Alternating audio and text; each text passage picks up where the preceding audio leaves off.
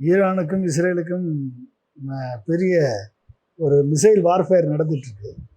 இப்போ Israel Iran மேலே தாக்குதல் நடத்தி ஐஆர்ஜிசி என்னுடைய மிலிட்ரி கமாண்டர்ஸ், அப்புறம் நியூக்ளியர் சயின்டிஸ்ட் 9 பேர், இத்தனை பேரை கொன்று, அது மட்டும் இல்லாமல் நியூக்ளியர் இன்ஸ்டலேஷன்ஸ், அப்புறம் நியூக்ளியர் ஆர்சனல்ஸ் இருக்கக்கூடிய ஆர்சனல்ஸ்ன்னு அவங்க டெவலப் பண்ணலை, பட் என்ரிச் யுரேனியம் உருவாக்குறாங்க அந்த சைட்ஸு, அது மாதிரி சைட்ஸு.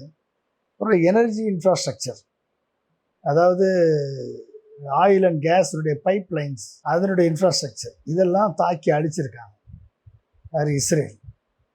இப்போ அதுக்கு எதிர்த்தாக்குதலாக ஈரான் இஸ்ரேல் மேலே பயங்கரமான ஏவுகணை தாக்குதல், பேலிஸ்டிக் மிசைல்ஸினுடைய தாக்குதல், ஒரு கிட்டத்தட்ட 200 மிசைல்ஸ் வைத்து சரமாரியாக தாக்கியிருக்கிறது ஈரான். இஸ்ரேலுடைய ஏர் டிஃபென்ஸ் சிஸ்டம், அதாவது அயன் டோம், அப்புறம் டேவிட் ஸ்லிங், இந்த மாதிரி 3 டயர் ஸ்ட்ரக்சர் இருக்குது.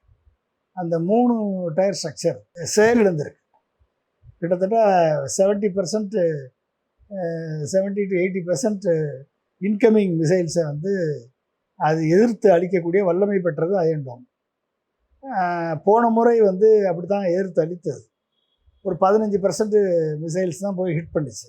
ஆனால் இந்த முறை ஈரான் அனுப்பிய மிசைல்ஸில் மோர் தென் 50% மிசைல்ஸ் இஸ்ரேலுடைய டார்கெட்டை, மெயின் டார்கெட்டை, இஸ்ரேலுடைய ஒட்டுமொத்த இஸ்ரேலையும் குறிவைத்து அவர்கள் தாக்கியிருக்காங்க.